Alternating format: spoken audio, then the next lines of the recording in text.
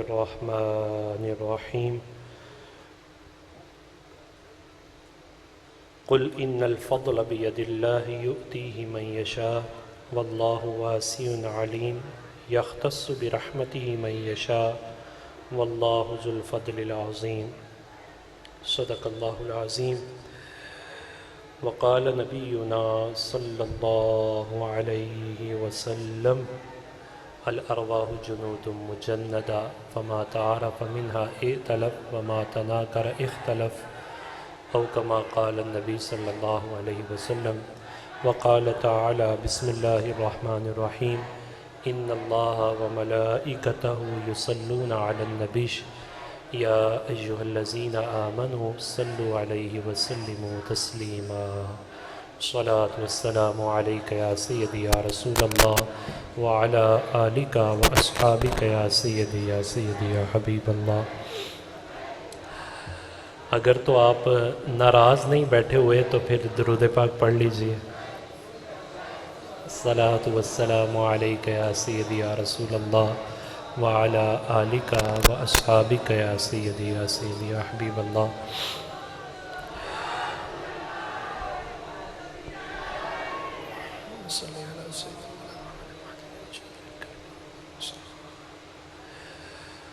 معزز و محتشم حاضرین و سامعین،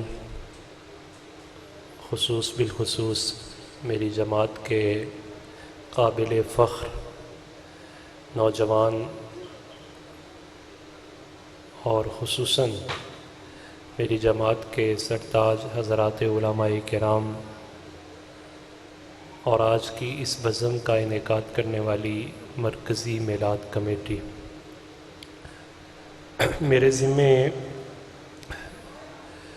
جو اس نشست کا عنوان ہے اس حوالے سے صرف میں نے تقریر تو کرنی بھی نہیں، نہ تقریر آتی ہے، کچھ گزارشات ہیں جو میں نے احاطہ تحریر میں لایا ہوں تو وہ میں اور آپ آپس میں شیئر کریں گے، اور ان کا عنوان وہی ہے جو آج کی آپ کی اس نشست کا عنوان ہے، شعور تقدیس سے ناموس رسالت مآب صلی اللہ علیہ وسلم۔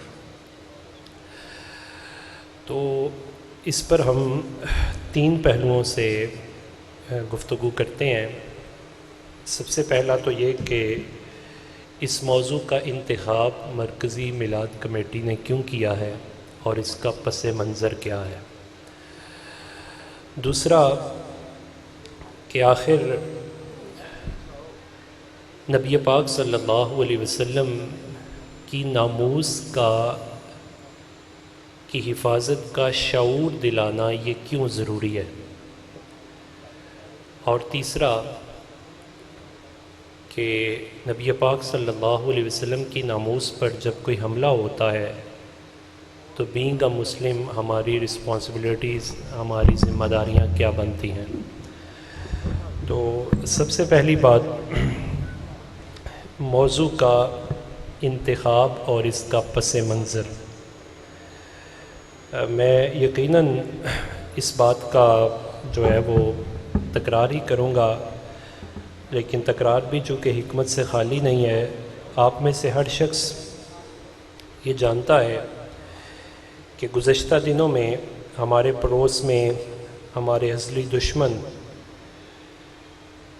بھارت کی ایک جماعت بی جے پی کی خاتون، جس نے نبی پاک صلی اللہ علیہ وسلم کی شان اقدس میں گستاخی کا ارتکاب کیا اور دو جہتوں سے ہمارے آقا و مولا صلی اللہ علیہ وسلم کی ذات پر رقیق حملے کیے۔ ان میں سے ایک تو نبی علیہ السلام کے واقعہ معراج پر، اور دوسرا ہم سب کی اماں جان ام المؤمنین سیدہ زاہدہ عابدہ طاہرہ محبوب کائنات سیدہ عائشہ رضی اللہ تعالیٰ عنہ کی ذات پر رقیق حملے کیے گئے۔ اس کے ساتھ ساتھ اس نے کچھ نازیبا کلمات نبی پاک صلی اللہ علیہ وسلم کی جو ازدواجی زندگی ہے اور تعدد ازدواج کثرت نکاح، اس پر اعتراضات کیے، اور اس کے ساتھ پھر کچھ اور بدبخت بھی مل گئے، جس سے مسلمانوں کو عالم اسلام میں ایک ٹھیس پہنچی۔ اور یہ بات ابتدا ہی میں سمجھ لیجئے کہ دنیا کے کسی کونے میں میرے اور آپ کے آقا و مولا ہم سب کے ایمانوں کی جان جناب محمد الرسول اللہ صلی اللہ علیہ وسلم کی گستاخی یا بے ادبی ہو، اور مسلمان کے سینے کے اندر یہ دل یہ تڑپے نہ، اس کا خون جوش نہ مارے، اور اس کی غیرت اور حمیت وہ جاگ نہ اٹھے، تو پھر اسے اپنے ایمان کا از سر نو جائزہ لینا چاہیے۔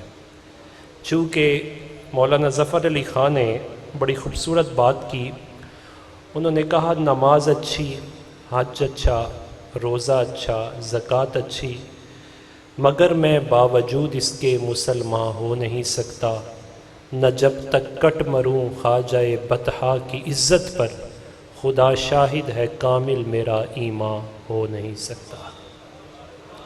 اور اقبال بھی جب مصطفیٰ کریم علیہ السلام کی اہانت صراحتاً یا کنایتاً ہوتی ہے تو اقبال بھی اس کی ترجمانی کرتے ہیں، اور وہ کہتے ہیں دنیا والوں ایک بات یاد رکھنا، در دل مسلم مقام مصطفیٰ است۔ تم بات حضور کی کرتے ہو، دل ہمارا چھلنی ہوتا ہے۔ در دل مسلم مقام مصطفیٰ است، حضور کا مقام مسلمان کے دل میں موجود ہے۔ حضور پر اگر کوئی رقیق حملہ کرتا ہے تو ہمارا دل زخمی ہوتا ہے۔ اور اقبال نے جو اگلی بات کی، آبروئے ماں ز نام مصطفیٰ است، کفر والوں سن لو کہ ہم مسلمان رسول اللہ صلی اللہ علیہ وسلم کی عزت ہی کو اپنی عزت سمجھتے ہیں کہ ہمارا وقار وہ مصطفیٰ کریم علیہ السلام کے نام کی وجہ سے ہے۔ تو لہٰذا یہ ذمہ داری بنتی تھی ہر مسلمان کی، ہر مسلمان نے اپنے طور پہ اظہار کیا، اور وہ اظہار پروٹیسٹ کی صورت میں آیا، علمی احتجاج و اظہار بھی ہوئے۔ میں سمجھتا ہوں مرکزی میلاد کمیٹی نے بڑے بڑے پروگرام کروائے ہوں گے، لیکن یہ خالصتاً علمی اور شعوری احتجاج کی ایک صورت ہے جس کا انہوں نے انعقاد کیا، تاکہ تقدیس ناموس رسالت مآب صلی اللہ علیہ وسلم کے بارے میں ایک اویئرنیس اس کو کنوے کیا جائے، اس کو عام کیا جائے۔ تو یہ ایک پس منظر تھا اور اس نام کو رکھنے کا سبب تھا۔ اب دوسری وجہ کہ آپ یہ جانتے ہیں کہ کفر آئے دن اسلام پر حملے کرتا ہے، بانی اسلام پر حملے کرتا ہے۔ آخر کیوں؟ کیا وجہ ہے؟ اس بات کو سمجھنے سے پہلے اس بات کو سمجھیے کہ اگر آپ کسی شخص کے ساتھ کوئی علمی مکالمہ کریں، کوئی ڈائلاگ آپ کا ہو اور علمی ڈائلاگ ہو، آپ بات کرتے ہیں وہ جواب دیتا ہے، آپ پھر بات کرتے ہیں وہ جواب دیتا ہے، آپ استدلال کرتے ہیں وہ بھی استدلال کرتا ہے، بالآخر آپ کا مخالف ایک موقع آتا ہے کہ غصہ کرتا ہے، اور غصہ کرتے کرتے آپ کو گالی بک دیتا ہے، آپ کے بارے میں نازیبا کلمات کہہ دیتا ہے۔ تو اس کا یہ گالی بکنا اور نازیبا کلمات کہنا یہ اس بات کی علامت ہے کہ وہ علمی طور پر آپ کا مقابلہ نہیں کر سکتا۔ اگر اس کے پاس علم ہوتا تو دلیل سے بات کرتا، اس کے پاس دلائل ختم ہو گئے تو گالی پہ اتر آیا۔ کفر ایسا کیوں کرتا ہے؟ یہ اسلام کی حقانیت ہے کہ اسلام کے چیلنج کو نہ کفر کل قبول کر سکا نہ آج قبول کر سکا۔ علمی طور پر اسلام کا مقابلہ نہیں ہو سکتا تھا، لہذا اس نے کہا گالی پہ اتر آؤ۔ اس موقع پر مجھے اور آپ کو سیلوٹ پیش کرنا چاہیے۔ ہم تو بظاہراً علماء سے دور ہیں، 1450 سال کے بعد بھی اپنے اکابرین کی عظمت پہ لاکھوں سلام پیش کریں کہ جنہوں نے آج بھی اسلام کے دفاع میں علمی دلائل کا اتنا ڈھیر لگایا ہوا ہے کہ کفر علمی طور پر آج بھی اسلام والوں کا مقابلہ نہیں کر سکتا۔ کفر اس وجہ سے گالی پہ اتر آیا کہ دلائل اس کے پاس نہیں، علمی بات اس کے پاس نہیں ہے، وہ مقابلہ نہیں کر سکتا، اور جب بندہ مقابلے سے عاجز آ جاتا ہے تو پھر جو اس کے اندر گند موجود ہوتا ہے وہ اسے نکالنے کی کوشش کرتا ہے۔ اب اس کے لیے کفر ہے، وہ باقاعدہ پلاننگز کرتا ہے، اس پلاننگز میں وہ باقاعدہ ٹیمز ترتیب دیتا ہے، وہ باقاعدہ ایک ایجنڈا ہے ان کے ہاں باقاعدہ کچھ لوگ ہیں جن کی ٹریننگ یہ ہوتی ہے کہ تمہارا کام صرف اتنا ہے کہ اسلام میں سے، اسلام تو صاف ستھرا ہے، اس کا دن بھی دن ہے، رات بھی دن ہے۔ مصطفیٰ کریم علیہ السلام جو دین ہمیں عطا فرما کے گئے، جس طرح حضور کی ذات بے عیب، اس طرح حضور کا دین بھی بے عیب۔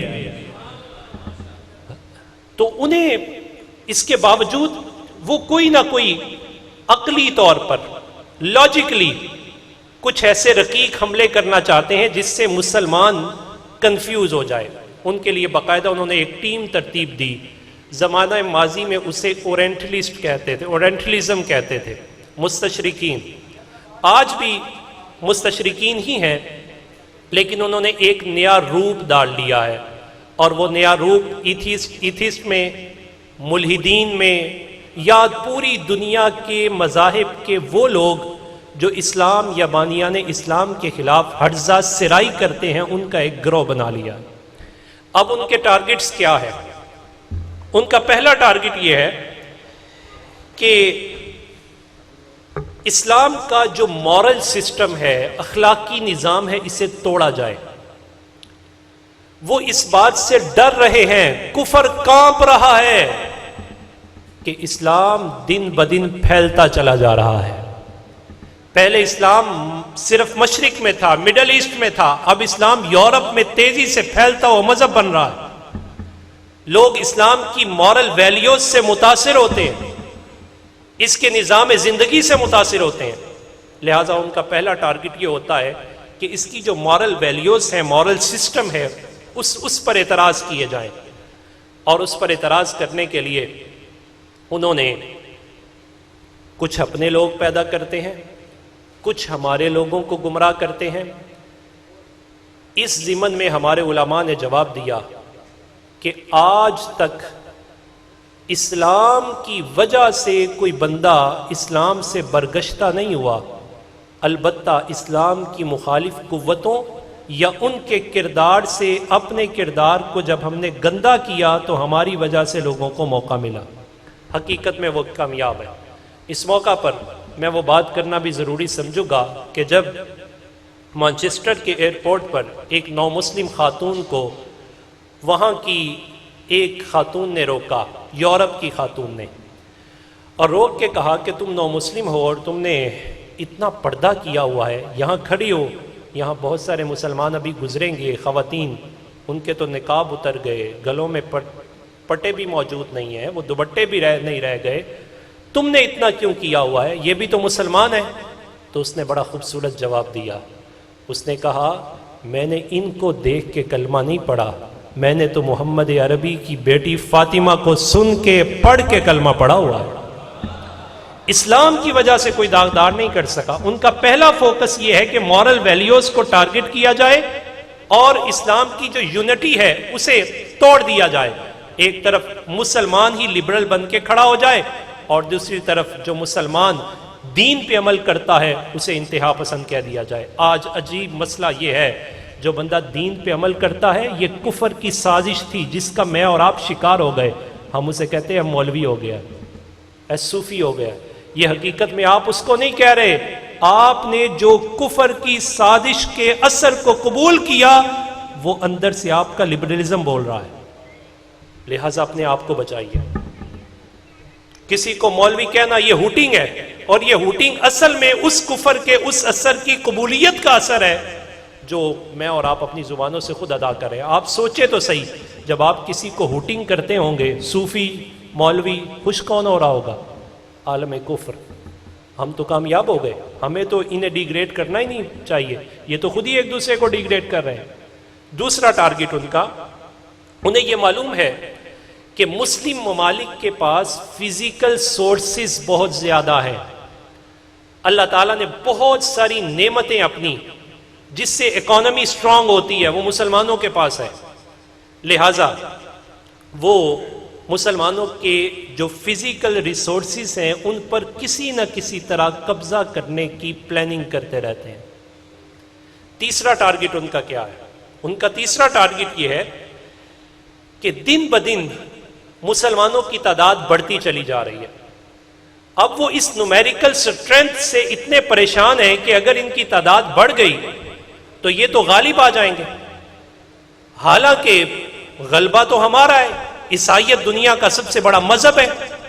اس موقع پر عیسائیت یہودیت کے ساتھ بھی گٹھ جوڑ کرتی ہے، ہندو کے ساتھ بھی گٹھ جوڑ کرتی ہے، اور مصطفیٰ کریم علیہ الصلوۃ والسلام کے اس فرمان کا مصداق نظر آتی ہے جو حضور نے فرمایا الکفر ملت واحدہ، جب اسلام کے مقابلے میں آئے گا تو کفر سارے کے سارے ایک ملت بن کے کھڑا ہو جائے گا۔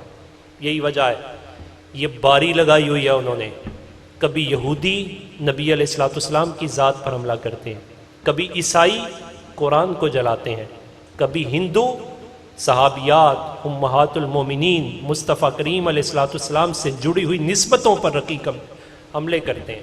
ان کا پانچواں ٹارگٹ یہ ہے، چوتھا ٹارگٹ یہ ہے کہ یہودیت اور عیسائیت کو پرموٹ کیا جائے، اور پرموٹ بھی کہاں کیا جائے؟ مسلم ممالک کے اندر، اور مسلمانوں کے سینوں کے اندر سافٹ کارنر تلاش کیا جائے یہودیت کے لیے اور عیسائیت کے لیے۔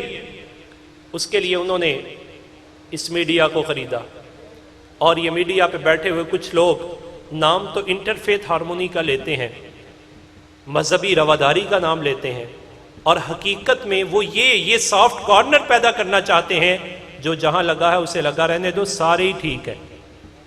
حالانکہ ہمیں تو درس یہ دیا گیا ہے یا ایھا الکافرون لا اعبد ما تعبدون، انتہا اس کی یہ ہے لکم دینکم ولی دین، ہمارے ایمان کا یہ حصہ ہے کہ ٹھیک ہے تو صرف مسلمان ٹھیک ہے، اس وجہ سے کہ اخروی نجات اسی کو حاصل ہوگی جس کے بارے میں مصطفیٰ کریم نے فرمایا من قال لا الہ الا اللہ دخل الجنہ، جنت میں داخل ہونے کی ایک ہی چابی ہے اور وہ لا الہ الا اللہ محمد رسول اللہ صلی اللہ علیہ وسلم۔ یہ ان کا ٹارگٹ ہے۔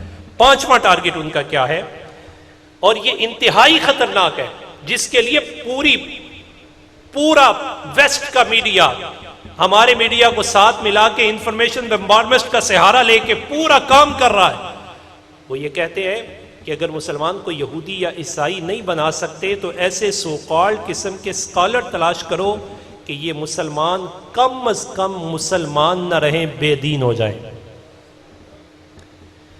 جس کے لیے وہ کیا کرتے ہیں، سو کالڈ قسم کے اسکالرس کو بٹھاتے ہیں، ان کا آپس میں اختلاف کرواتے ہیں، سو کالڈ قسم کے اسکالرس کو بٹھاتے ہیں، قرآن کی آیات میں لفظی اور معنوی تحریفات کروائی جاتی ہیں، وہ سو کالڈ قسم کے اسکالرس کو بٹھاتے ہیں اور نبی پاک صلی اللہ علیہ وسلم کی ازدواجی زندگی پر گفتگو کی جاتی ہے۔ حضرت اقبال بہت عرصہ پہلے اس پر اپنی بات کر چکے تھے کہ یہ ایسا اس وجہ سے کریں گے کہ ان کو معلوم ہے کہ ان مسلمانوں کا مرکز و محور اللہ سبحانہ تعالیٰ کی ذات توحید پر ہو یا قرآن پر ہو، اس کا مرکز اور محور وہ ذات رسالت مآب صلی اللہ علیہ وسلم ہے۔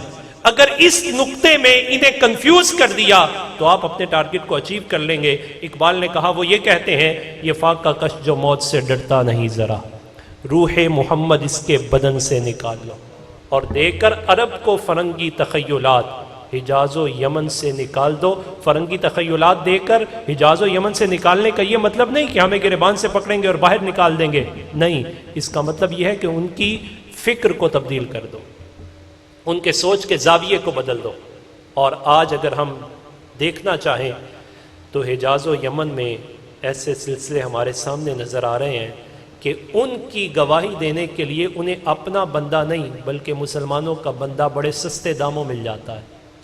یہ وہ اسباب تھے کہ ان کے ٹارگٹس تھے جن ٹارگٹس پر کفر ایک پوری پلاننگ کرتا ہے۔ اب جو تیسرا مرحلہ ہے کہ کفر نے نبی پاک صلی اللہ علیہ وسلم کی ذات والا ببرکات پر جو یہ رقیق حملے کیے، ان رقیق حملوں کے نتائج پر بھی ان کی توجہ ہوتی ہے. وہ بار بار یہ حملے کرتے ہیں کہ ہماری سینسیٹیوٹی چیک کرتے ہیں.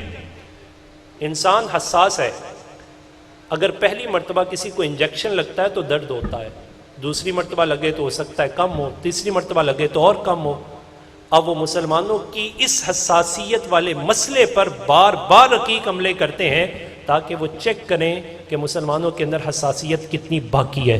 لہٰذا مسلمانوں کی ذمہ داری بنتی ہے کہ وہ اس شعور کو بیدار رکھتے ہوئے جب بھی خدا نہ خواستہ مصطفیٰ کریم علیہ الصلوۃ والسلام کی ناموس پر کوئی حملہ ہو تو یہ جس میدان میں بھی موجود ہے وہاں نکل کر آ کے کہے بتلا دو گستاخ نبی کو غیرت مسلم زندہ ہے، ان کے نام پہ مر مٹنے کا جذبہ کل بھی تھا اور آج بھی ہے. یہ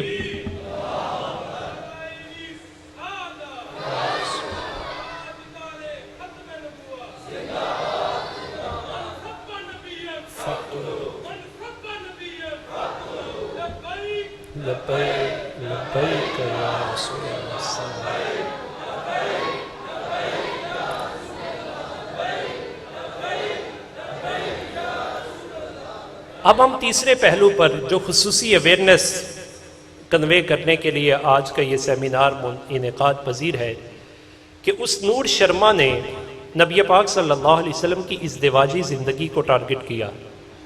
ام المؤمنین عابدہ سیدہ عائشہ رضی اللہ تعالی عنہا پر اعتراض کیے، آپ کی عمر پر اعتراض کیے، آپ کی نکاح پر اعتراض کیے.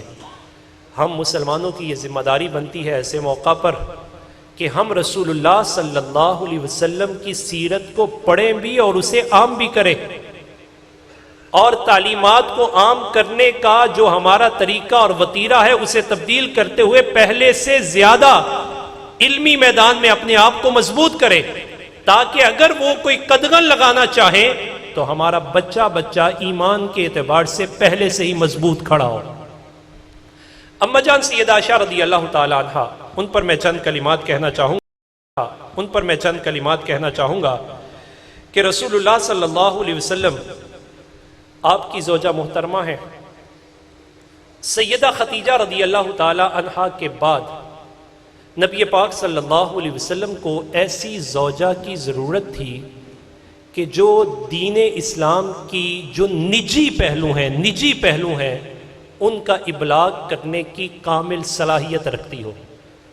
نبی پاک صلی اللہ علیہ وسلم کے دل میں جب یہ تڑپ موجود تھی تو رب تعالیٰ نے نبی علیہ الصلوۃ والسلام کو جناب اما جان سیدہ عائشہ رضی اللہ تعالیٰ عنہا کا انتخاب کرنے کا حکم ارشاد فرمایا. لہٰذا مسلمان کا پہلا ایمان اور یقین یہ ہونا چاہیے کہ ہمارے آقا صلی اللہ علیہ وسلم جو بھی کام کرتے ہیں اپنے رب کے حکم اور اذن سے فرماتے ہیں. اللہ تعالیٰ کے حکم سے ہوا، اور جب اللہ تعالیٰ کے حکم سے ہوا تو اس پر کوئی بات اور کوئی اعتراض نہیں کیا جا سکتا. اس کی حکمتیں وہ جانتا ہے. اب حکمتیں ہیں کیا؟ کچھ حکمتیں آشکار بھی ہوئیں. پہلی یہ کہ نبی پاک صلی اللہ علیہ وسلم آپ نے جو تعلیمات ہمیں ارشاد فرمائی ہیں وہ صرف میچور ایج کے لیے نہیں ہے کہ جس میں انسان بالکل متانت والا ہو جاتا ہے، بلکہ ان میچور ایج کے لیے بھی تعلیمات موجود ہیں. اب حضور اکرم صلی اللہ علیہ وسلم کی پرسنل لائف سے، نجی زندگی سے، جو ان میچور لائف سے متعلقہ تعلیمات ہیں ان کا ابلاغ امت تک کیسے ہوگا؟ تو اس کے لیے کسی ایسی خاتون کی ضرورت تھی. رب تعالیٰ نے اس خاتون کے لیے جس کا انتخاب فرمایا وہ اما جان سیدہ عائشہ رضی اللہ تعالیٰ عنہا. اس موقع پر یہ بات بھی پیش نظر رہے کہ رب تعالیٰ نے جناب سیدنا صدیق اکبر رضی اللہ تعالیٰ عنہ کے خاندان کو رسول اللہ صلی اللہ علیہ وسلم کی ذات و سیرت کی تشریح اور دین متین کے ابلاغ کے لیے خصوصی طور پہ منتخب فرمایا ہوا ہے. اب ذرا اس کا نتیجہ دیکھیں. ازدواجی زندگی، پرسنل لائف، انٹرکورس میٹرز اور میاں بیوی کے جو باہم انڈرسٹینڈنگ سے متعلقہ احکام ہے، اما جان سیدہ عائشہ رضی اللہ تعالیٰ نے اس کا ابلاغ کیا اور 2210 احادیث مصطفیٰ کریم علیہ الصلوۃ والسلام کی امت تک اما جان عائشہ رضی اللہ تعالیٰ نے پہنچائی. اتنا بڑا نجی لائف سے متعلقہ ساری احادیث کثرت کے ساتھ وہ اماں جان سیدہ عائشہ رضی اللہ تعالیٰ عنہ سے مروی ہیں، اور یہ امت پر بہت بڑا احسان اماں جان سیدہ عائشہ رضی اللہ تعالیٰ عنہ کا۔ اور پھر دیکھیں مصطفیٰ کریم علیہ السلام کے وصال کے بعد 48 سال اماں جان سیدہ عائشہ رضی اللہ تعالیٰ عنہ بقید حیات رہی۔ خواتین کے مسائل تو رہے خواتین کے مسائل، جناب ابو موسیٰ اشعری رضی اللہ تعالیٰ عنہ روایت کرتے ہیں کہ صحابہ کرام رضوان اللہ علیہم اجمعین نے مصطفیٰ کریم علیہ السلام کی نجی زندگی کے متعلقہ کسی جگہ کوئی دقت پیش آتی تو اماں جان سیدہ عائشہ رضی اللہ تعالیٰ عنہ معلمہ بن کے اس دقت کو دور فرما دیتی۔ یہ جناب اماں جان سیدہ عائشہ رضی اللہ تعالیٰ۔ اور پھر آخری بات اس پر ہم مسلمانوں کو یہ معلوم ہونا چاہیے، یہ اماں جان سیدہ عائشہ رضی اللہ تعالیٰ عنہ وہ ہے کہ جن پر تہمت کوئی نئی نہیں لگی، یہ تہمت اس وقت بھی لگی تھی، اور رب تعالیٰ نے اماں جان سیدہ عائشہ رضی اللہ تعالیٰ عنہ کی پاکیزگی پر سورہ نور کی 18 آیتوں کو نازل فرما دیا تھا۔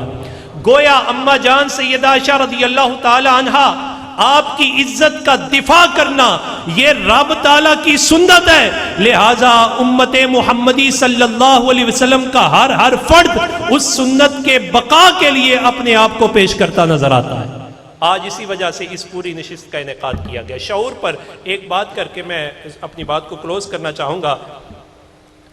نبی پاک صلی اللہ علیہ وسلم کی ناموس کی حفاظت کا شعور یہ کتنا حساس مسئلہ ہے۔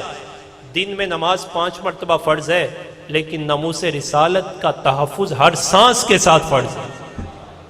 اور پھر اس پر نبی پاک صلی اللہ علیہ وسلم کی بارگاہ میں عرض کی گئی کہ حضور آپ عبداللہ بن ابی منافق کو بھی دعوت دے دیں، آپ اس کے پاس تشریف لے جائیے۔ رسول اللہ صلی اللہ علیہ وسلم نے فرمایا ٹھیک ہے، آپ چل پڑے۔ آپ اپنے دراز گوش پر سوار تھے جس کا نام یافور ہے۔ جب آپ صلی اللہ علیہ وسلم اس کے قریب پہنچے تو اس کے پاس ایک رومال تھا۔ اب دیکھیں حساسیت کتنی ہے، اور اس حساسیت کو کہاں جا کے وہ ختم کرنا چاہتے ہیں۔ ڈائریکٹ کوئی بندہ آپ کے باپ کو بات نہیں کرے گا، اسے پتا ہے یہ بیٹا ہے، وہ تعریفیں کرے گا آپ کا باپ ایسا ایسا ایسا ہے، لیکن کہے گا باپ آپ کا بڑا اچھا، لیکن ایک خامی اس میں یہ ہے، یہ اس کا پہلا سٹیپ ہے، وہ آپ کے باپ کے بارے میں آپ کو کنفیوز کرنا چاہتا ہے۔ پھر دوسرا، پھر تیسرا، شیطان یہی کام کرتا ہے۔ جب جناب آدم علیہ السلام کو وہ نکالنے لگا تو اس نے کنفیوز ہی کیا، اس نے کہا بڑا اعزاز ملا، بڑی تکریم ملی، لیکن ایک بات بتاتا چلوں، آپ نے رہنا کوئی نہیں یہاں۔ صرف وہ اتنی کنفیوز کرتا ہے۔ نبی پاک صلی اللہ علیہ وسلم دراز گوش پر سوار تھے، جب اس کے قریب پہنچے تو دراز گوش نے بول کیا، پیشاب کیا۔ اس نے اپنی وہ چادر اٹھائی، اور چادر اٹھانے کے بعد یوں اپنے یہاں رکھی، اور محدثین فرماتے ہیں کہ اس نے جناب انس بن مالک رضی اللہ تعالیٰ عنہ سے روایت ہے، آپ فرماتے ہیں کہ اس نے کہا کہ الیک انی، اوے مجھ سے دور کرو اس سے، واللہ لقد آذانی نتن حمارک، کہ رسول اللہ صلی اللہ علیہ وسلم کے حمار کے بول نے مجھے تکلیف دی ہے۔ جناب عبداللہ بن رواحہ رضی اللہ تعالیٰ عنہ نے سمجھ لیا کہ یہ بات نیچے سے اوپر تک لے کے جانا چاہتا ہے۔ جناب عبداللہ بن رواحہ پورے جلال میں آئے اور اسی غیرت کا اظہار کیا جو ایک مسلمان کو کرنا چاہیے۔ آپ نے کہا واللہ لحمار رسول اللہ صلی اللہ علیہ وسلم، اور ایک میں لبول حمار رسول اللہ صلی اللہ علیہ وسلم اطیب ریحا منک، اللہ کی قسم تیری مشک کی بھی وہ خوشبو نہیں ہے جو مصطفیٰ کے دراز گوش میں اللہ نے خوشبو پیدا فرمائی۔ لہٰذا یہ ہم سب کی ذمہ داری بنتی ہے کہ جب بھی رسول اللہ صلی اللہ علیہ وسلم کی ناموس پر کوئی حملہ ہوتا ہے یا کسی بھی اعتبار سے بے ادبی یا اہانت ہوتی ہے تو ایمان والا اپنی محبت کا اور اپنے ایمان کا اظہار کرے، اور اس اظہار کے طرق میں سے بہترین طریقہ یہ ہے کہ رسول اللہ صلی اللہ علیہ وسلم کی سیرت، آپ کی تعلیمات کا مطالعہ کیا جائے۔ جس حد تک انسان آواز اٹھا سکتا ہے وہ آواز اٹھائے۔ صرف یہ کہہ دینا کہ سوشل بائیکاٹ کر دینا، صرف سوشل بائیکاٹ اب کافی نہیں ہے، بلکہ جو میں نے پوری گفتگو کی اس کا خلاصہ یہ ہے، تجارتی بائیکاٹ نہیں، آپ فکری بائیکاٹ کریں، تہذیب کا بائیکاٹ کریں، کلچر کا بائیکاٹ کریں، تب انہیں معلوم ہوگا کہ ہم تو انہیں دبانا چاہتے تھے، یہ تو اٹھ کھڑے ہوئے، کیونکہ قرآن نے کہا یریدون لیطفئوا نور اللہ بافواہہم واللہ متم نورہ ولو کرہ الکافرون۔ نور خدا ہے کفر کی حرکت پہ خندزن، پھونکوں سے یہ چراغ بجھایا نہ جائے گا۔ اللہ تعالیٰ مجھے آپ کو ہر موقع ہر آن شعور تقدیس ناموس رسالت میں آپ صلی اللہ علیہ وسلم عطا فرمائے۔ وما علینا الا البلاغ۔ سبحان